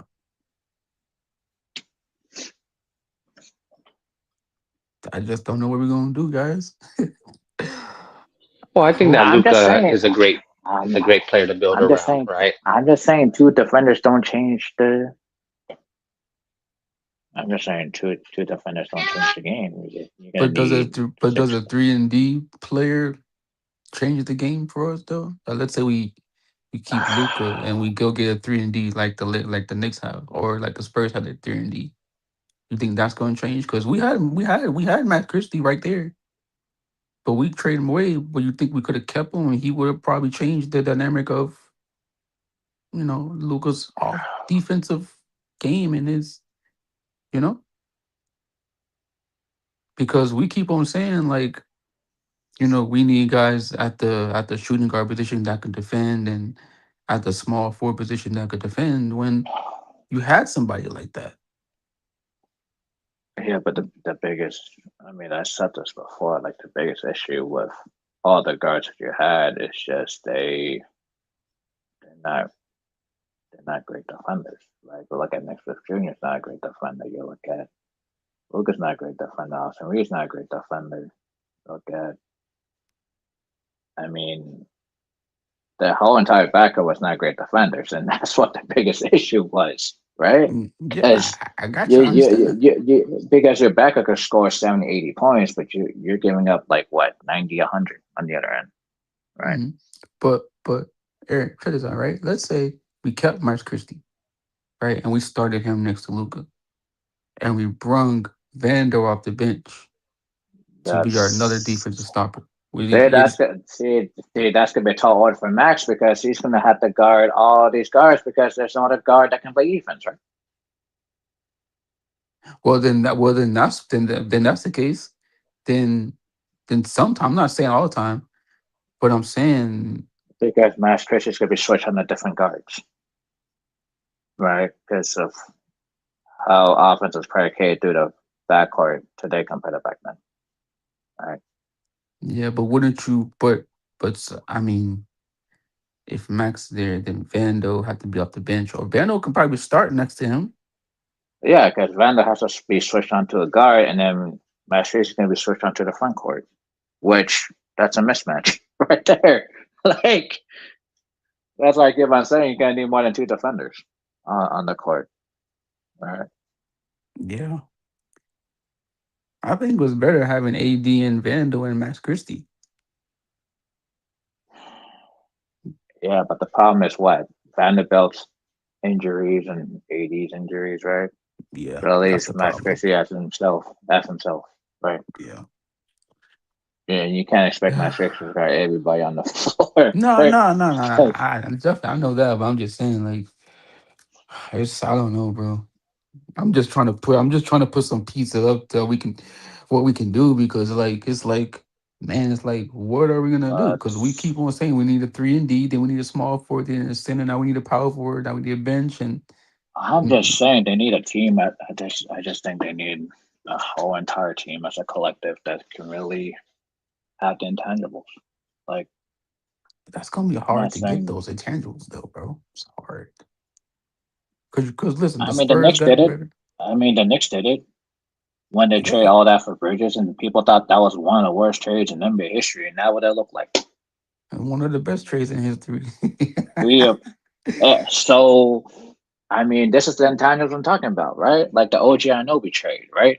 Yeah, They thought that, well, they gave it too much and RJ Barrett and the man quickly, oh, that's too much for him. Well, guess what it looked like now, right? it looks So, like yeah. Mm-hmm. so you have to trade a lot to get your intangible, right? And this is what the Knicks did. They trade a lot to get their intangibles. But then who we got to trade to go to do what they did? They thought that. Unfortunately, that trade I don't want to talk about in NBA history, but that trade to have no intangible because you didn't make the playoffs. So, I mean, Yeah, but like who do we? Yeah, but who do we have to trade to go get those intangibles like the Knicks have, like the Knicks well, we did? don't Because have those. We don't have those assets. That's my point. Like, so where the hell are we gonna get those assets and those? What are we gonna do? they all. That's why the only. That's why the only move I said was to move up the draft board to get that intangible. That's it. Like Is it to get a center or is it to get like another guard or a small forward?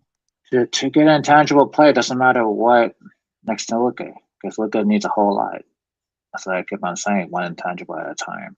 Like I said earlier, because a bench player is not going to change that dynamic around Luka. It's going to be. It's going to have to be a starter level player next to Luka, which Luka has to give that new person time to gel next to Luka. So who do you think your number one? I'm gonna say number two. Give me two players you think. I don't care what number it is, what draft The pick it is. the the What two players the, you think we can the move up? you mean You want? you mean the intangible? Yeah, the tangible. Yeah, yeah, yeah, yeah. Two players from the draft. I don't care what net, what order, what number. I don't care. Just tell me two players that you think that have the tangibles that we can. They could be better next to Luca. It could be any position. Cause I know you like Peterson. Me too. Realistically, right? Yeah, Not the dream and Darren Pearson. That's not happening, yeah, right? yeah, yeah, yeah. So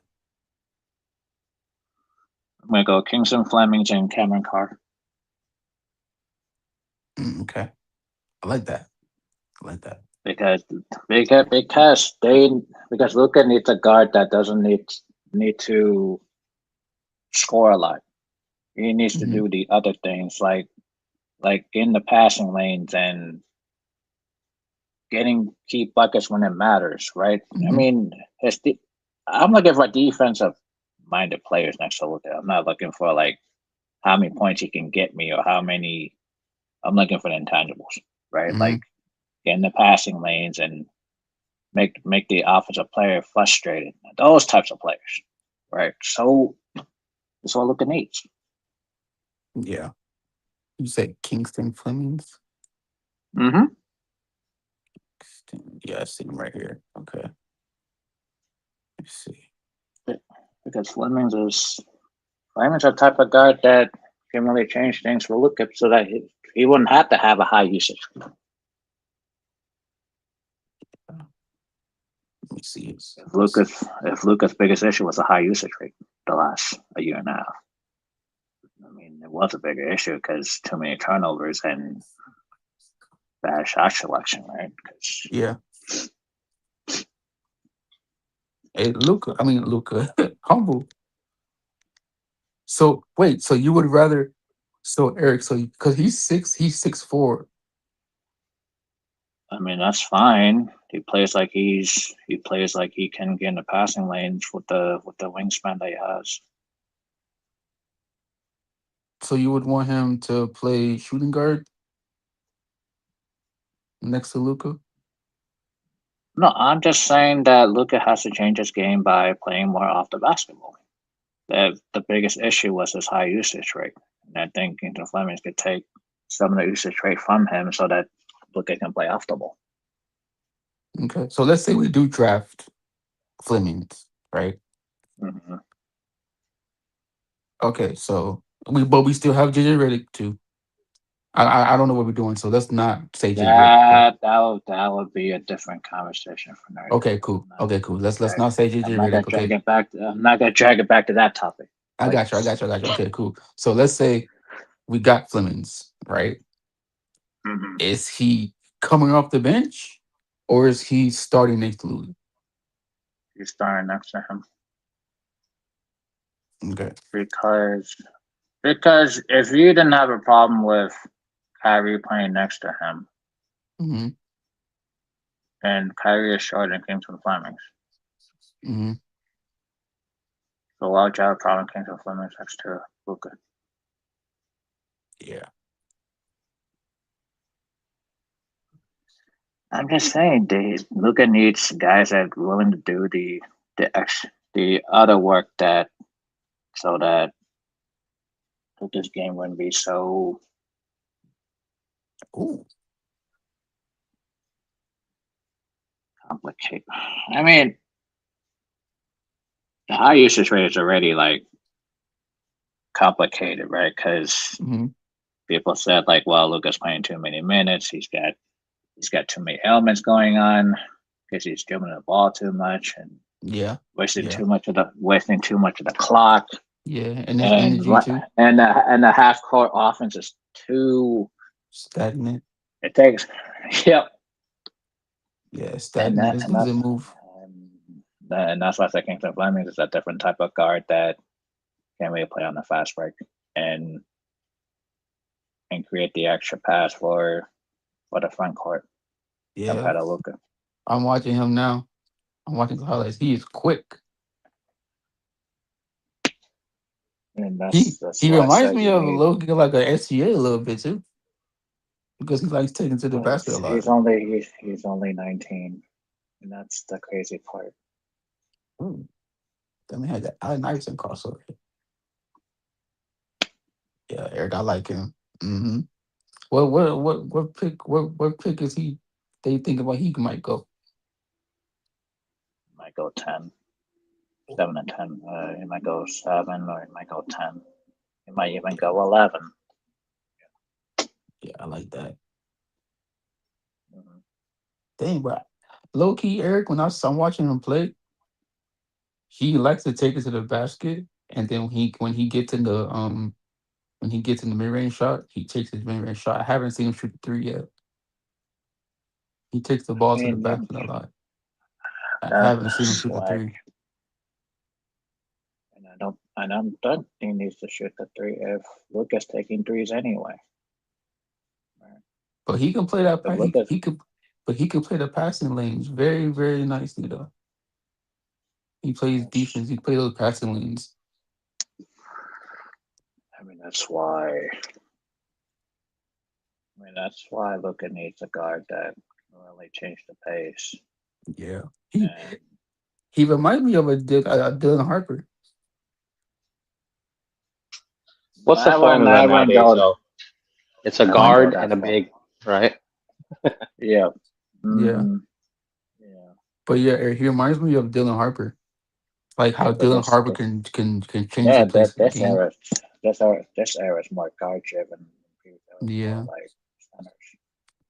Because if you watch Dylan Harper and you watch him, they have the same type of pace where they can get to their spot, they can go downhill, and they could defend, and they can hit the mid range shot if they need to. Yeah, this is yeah. I like Flemings too, and he can finish around the rim like Kyrie too. He uses both hands to finish. It's just gonna be. It's just Yeah, gonna be. It's just gonna be a long. Yeah, a couple of weeks is very long already. So yeah. I hope that the Lakers are looking at Flemings and Carr. I mean, that's the only intangible players that they can really make a swing. Yeah, Because I don't think the because I don't think the other because I don't think the other player that I was looking at earlier. I don't think you. I don't think they. I don't think they're gonna move him, to be honest, right? hmm Because of how because of how they got embarrassed by the Knicks, and I'm like, man, you got embarrassed by the Knicks, and you don't want to make this this bad move, right? Because yeah. It's the first time I've because seen him I'm. shoot a 3-pointer. I mean, he doesn't take a whole lot. He's more of a Mid range mid slasher. mid yeah. hmm So out of these two guys, let's say you moved, like let's say you the Lakers, right, Eric? And I know me and you, we want to move up in the draft to go get one of these players. And both of these players on the board for you to move up. Which one you picking? And you're the owner of the Lakers, or you're Rob Pelinka or somebody like that. Which one are you Uh, picking? I'm taking Cameron Carr for the higher ceiling. Gotcha. Mm-hmm. Taking Cameron Carr for the higher ceiling. Yep. Gotcha. All right. I mean, it's a tough call, but I have to go with Cameron Carr with the off-ball movement. Mm-hmm. Yeah, so, Cam Carr's a 3 level scorer. Um,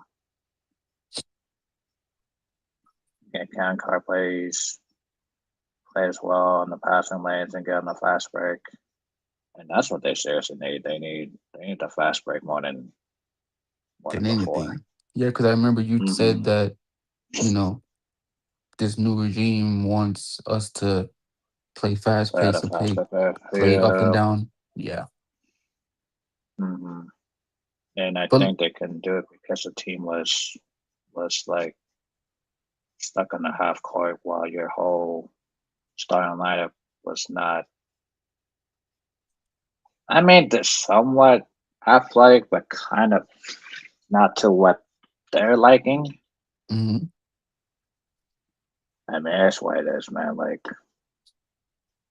I mean, they got their second round with lack of athleticism, so it's like, I mean, it's a playoffs, and the change of pace is different in the playoffs. Um, I mean, we'll see. Eric, I'm watching this play where Cameron Carr playing against Houston right now. And Flemings Yep, yep. he just shot over Flemings from deep, from like Steph Curry range. I'm like, yeah, That's. yeah, I mean, that's why I had my eye on those two players for a while, Flemings and yeah. Carr. Yep. I mean, center is cool, but So you would rather want to keep um I mean, would you rather want to keep I'm DeAndre Ayton? Because like if we move I up, would.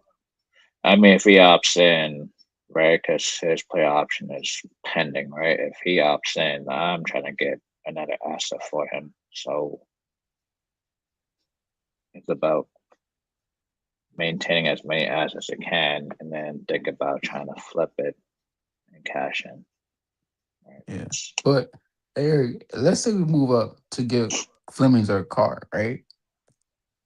When we move up, that means that we have to trade a player, like Austin Reeves or somebody like that, to move up. No, no, Oh, they got their 25 pick, and they got their pick in 28, 30, and 31.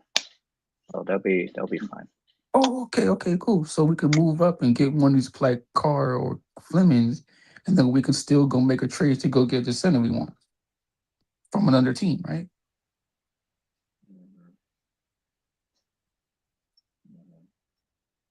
Right, Eric, or no? I think their draft is more important than try to Then they make a kind of move. Mm-hmm. really. Because if they kept on, I guess they kept on saying Bell through the draft, and then they're gonna have to like be creative in what they're gonna do after the draft. That's where Yeah, they're at. but I But mean, what? but what I'm saying I is that mean, I mean, if you want to be stuck at 25, you're gonna end up with a bench player. You're not gonna get a no, no, star no, level player. no. I'm not saying that. I'm saying if I was marking them, I would move. I would move up. Right. Let's go get Carr. Right. We got Carr with Luca. Right. Then sign and trade Austin Reeves. Right. To go get a center. See, I know. See, I We know where don't. you're You don't like going. that. You don't. But check this out. Sign and trade Austin Reeves to go get a center. I'm not saying the Khalil Ware center, Look, but the money has to work first, man, because he has to be signed for something in order for that move to happen. I don't know what that that number of money that he's asking for to do the sign mhm. and trade. But I'm just Because saying, you sign. You can't it just. can't be the fact it can't just be a it can't be a sign and trade. We don't know the exact number of money there that's involved. So So we have to wait I until we can't know. yeah, yeah. You have to wait to know what he is signed for, and then you could make the move. Because if you can't just say a random number that you think it was that number. But what if it's not that number? hmm Then you have to pivot because not every team has actual cash space. Yeah. So once the finals is over, like this week or next week or whenever it is, right when it's over, that's when we can go look at some teams or go look at the draft and talk to some teams.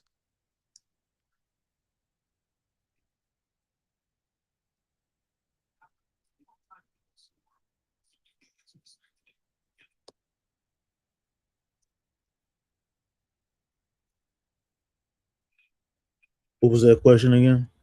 Now I was saying during I was telling Eric, I was like, so once the finals is over, we can talk to teams or we can like, go look in the draft to see what we want. Once the draft is over. I mean once the finals is over. No, I think you got to wait until after. Was it during the draft? I think where you All can make right. trades. Humble, let But me ask you a question.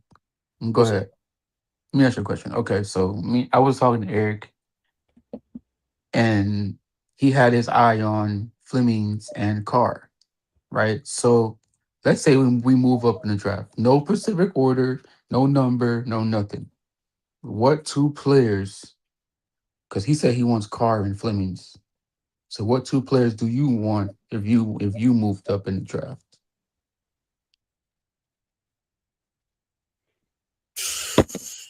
I like Caleb Wilson. I like man, I like A Cuff, but I don't know. Okay. A Cuff be kind of just getting like a Brunson caliber player. Yeah. Like I don't know. His point guard skills and his playmaking is extremely fascinating to watch. I would say, Mhm. but I do like A Cuff. A Cuff and Caleb Wilson are like my two favorite players in this draft, outside of Cameron Carr. Um, I like Darren Peterson, but I think he I don't know. They say he has like Motor some issues. Yeah, like he gets tired too quick, which is Yeah. not good, No, for it's you. not good now. So if teams know that and they know that his motor's not good, he might fall then, right? I mean, he's gonna fall. What you mean? Because Eric Humble was saying that Peter Prentice's motor is like not, not that good. And I was telling him that if teams know that his motor's not where it needs to be for the NBA, you think he might fall in the draft because of his motor? Ooh. Oh, Peterson. Um, that's gonna be very interesting because Utah's the number 2 pick, Mhm. and their front court's already loaded, right? Because of Markkanen and Jaren Jackson. Kessler's a restricted free agent. I don't think they can take Boozer, right? Because it's gonna make the front court even more complicated, right? So if Pearson's motor was the biggest question, right, then that means that Utah's gonna have to take a front court and they're gonna be lock jammed, right? So it's I mean, I don't know about Pearson. I don't think he falls past 4, right? Because I think Chicago is starving for a guard like Pearson. That's Yeah. Because don't Chicago have a point guard already in Giddy?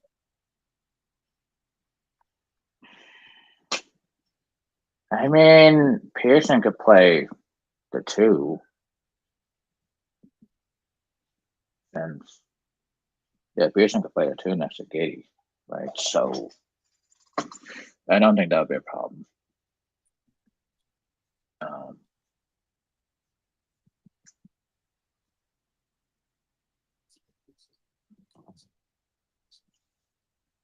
Yeah. But Eric, did you hear Humble's number 2 guys that he wants in the draft to move up? Acuff and who? He said Acuff and the dude from North Carolina, right, Humble? Oh, Caleb Wilson. Yeah. Yeah. And he said Yeah, Carr's but his number 4, his third player, I think. Caleb Wilson is. Yeah, Caleb Wilson would be a nice fit because he could play the 3 and the 4, and like I said before, that he could play 1 center and 2 wings around Luka. Yeah. But dang, you think we're gonna move up that far though? That's crazy. If we move up that high, then dang, that means that we might have to we might trade Hey, Austin and we might have to trade Luca, LeBron. I'm not Luca, but we might have to trade LeBron to go get that to move up that far in the draft. That high in the draft yeah, is crazy. yeah, yeah, but LeBron is a free agent, Yeah. and he's asking for too much money, so I don't see that happening. That he's So gonna take the you minimum on one of those teams. so you think we can move up to go get Caleb at 2 or 3 to go move Austin Reeves? Mm, that's what I said about realistic, because that would absolutely be like a miracle if it wasn't a Dan Pearson lands. At 2 or I 3, mean, right? it Acuff is kind of like, Because almost handcuffs is low key like a Brunson a little bit. And I agree with him. I mean, the thing is that is Brooklyn gonna move to number 6, and He's on KC. I mean OKC's at 12, right? Yeah. And I think they try to move up the floor too. So I don't know what OKC is trying to do, because 12 and 17, they're gonna have to move to 12 to get up there, because there's no way that they can end up with a top pick if they only move 17. So they have to move 12 and 17. Um, I I just mean, want to okay, move. she's Hmm. yeah. I know. I want to move up the board too. It's just I don't think they can move up to like the top six, and that's gonna be difficult. Yeah. Um,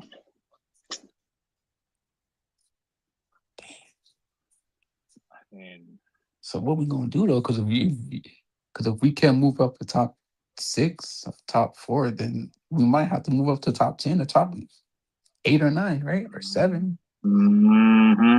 Yep. Yep. Yep. And then Atlanta has 8. 11 is Yeah, but the Warriors. I already told you what Atlanta's gonna do with number 8. I already told you. Yeah. Yeah, they're So gonna get their point guard. they're no, not a point guard. Oh, big man, big man. Yeah. Mm-hmm. And I don't Yeah. think they're gonna move that pick. No, Yeah, they're no. not gonna move that pick. Um, I don't know what we're gonna do though. I want the draft to be tomorrow tonight, bro. I'm ready for it. why? Because the finals are not over yet. No, I know. I'm just ready for us to like know what the heck we're gonna do. I mean, it's gonna be. Hey, like I said, it's not gonna be easy because they need to hire 2 more people at the front office in order for the front office to be complete, and then they can figure out what the next moves are. Because right now, those positions are empty, and nobody knows what the moves are going to be. So we Just have to wait till we get our 2 t- people in t- there. t- yep, exactly. But the draft is like next week, right? No, it's the 23rd. We still got a Oh, week and 2 weeks and 2.5 weeks. all right. So they got 2 weeks to get to the 2 of their people in there. But then they Yeah, got another week. Once they get their 2 people in there, let's say they get their 2 people in yeah, there this week. yeah. Hmm. Then they got 2 weeks to evaluate these draft players. Yep, yep. Damn, bro, they don't Jesus, they move Hey, fast. they do move fast. They do move fast. That's what I want. That's why I want the draft to hurry up so I can see who we gonna get and what we gonna. Hey, Eric, can we? But let's say the draft was like tonight. Could we be able to move up like early in the daytime? Or we have to wait until the Yes, Oh, okay, okay. yes. You can move up. You can move up whenever. Yeah, you can move the day before, 2 days, 3 days before. Ooh, okay. It's been done. It's been done before because Philly made a move with Boston and they did 3 days before the draft. Oh, okay. So we might be hearing some moves Done before. in 3 days before the draft. Then 3 days. Yeah. 3 days okay, before. love it. It's been done. Hey, what homeboy, man? He's so quiet over here, man. He's trying to. I think he's doing something in the background. Um, Gotcha, and gotcha. that's why he's saying. That's why he's ending the stream for yourself. Um, I was watching Shannon Sharp, not Shannon, yeah, Shannon Sharp, Ocho, and Joe Johnson, and they were talking about Austin Reeves and the yeah, Lakers. yeah, yeah, like And you heard everybody what else. Joe Johnson said, that he would want Austin Reeves, Yeah, but then he put his head down and be like, "Damn, I don't think that's gonna work." I mean, sure, Joe Johnson, he was the first player that got a 7-year contract, and then he got shipped to Brooklyn. Yeah, Yeah,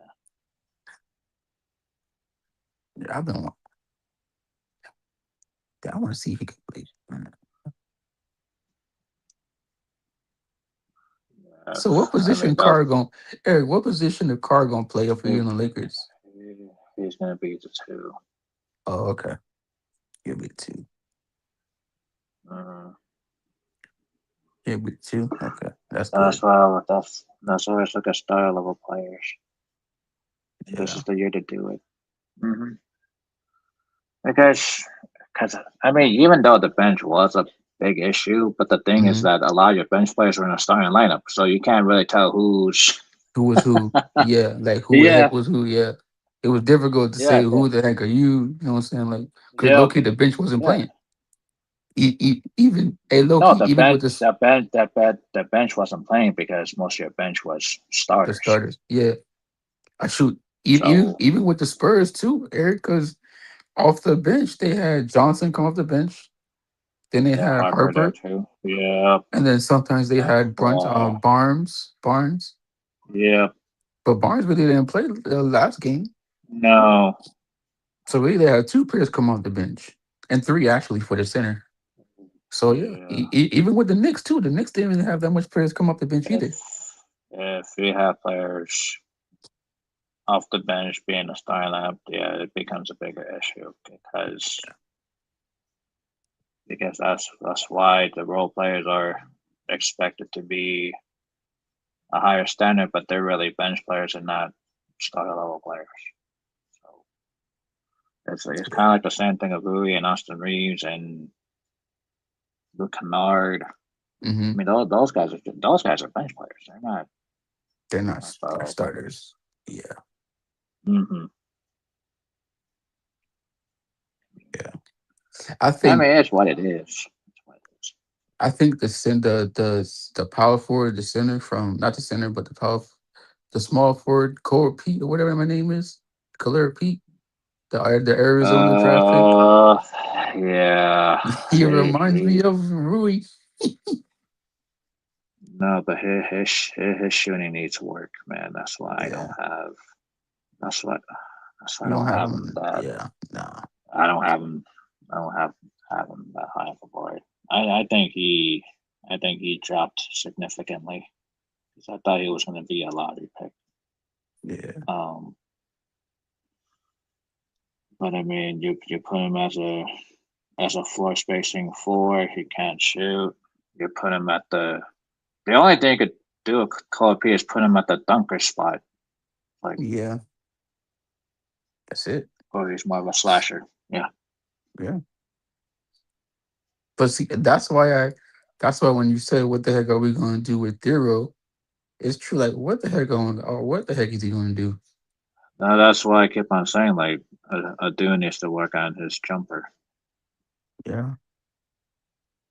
because he's going to need that jumper if the rest of the game is not going to be there when it Yeah. comes to the space on the floor. Mm-hmm. And if you get like one of those like Carr or Flemings, then really he might come off the bench or maybe not even get no playing time because of he can't shoot. Right? He might be like a Vandal type where he don't get no playing time because you know what I'm saying. Like if you get Flemings can shoot the mid-range shot and he can get to the basket. That's why a dude has all summer to work on his jumper. Yeah, he does. Let's see. He Let's see got if there's summer some. league. Mhm. He got summer league. He got the rest of summer to work on his jumper. Yeah. Let's see what happens if he there's video of him just shooting mid-range shots, just shooting shots. Yeah, his Because jumper. yeah, let's see what happens, man. Let's see what happens. Because he has to be in that. Because he has to be in the mode of not just being a defender. He has a mode that he has to have some kind of a scoring ability. Mm-hmm. Yeah. Yeah, you need to right now. Yeah, in the NBA, is you need to score. No, because I don't think specialist works in this area. I don't Yeah, think the specialist work. no, they don't. Damn, bro. I don't know who I want now, Eric. Go ahead. And that's why I said earlier about Jalen Duren. I'm like, he's a specialist big man. He's not like a.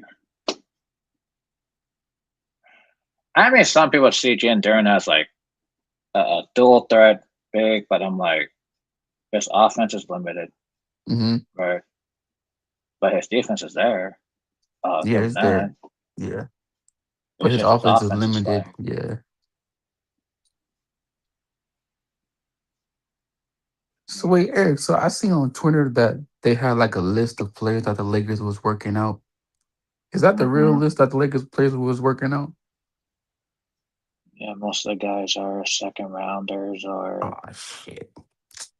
most of the guys are second rounders, or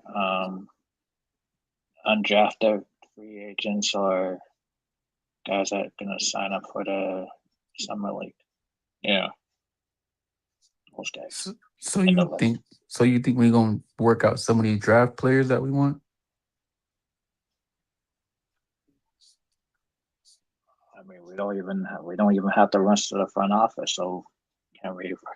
we never know who the rest of the front office is gonna be, Oh Lord. and that's why I keep on saying that pick number 25 is up in the air because the front office is not there yet.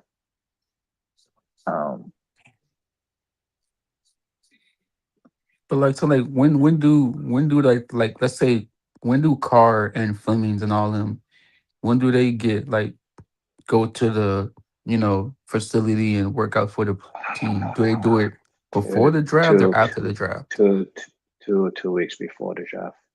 Ah, damn, we got 2 weeks to go get a pick a yo, what are we Mm-mm.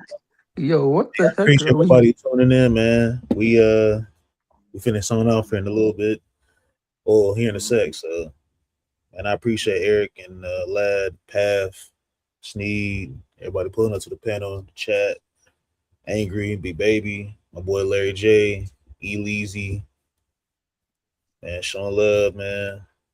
Yeah, we signing off, man. We had a great show today, man. Y'all make sure to subscribe, hit the like button. Y'all turn y'all's post notifications. I hope Rob Palinka saw this. Goddamn.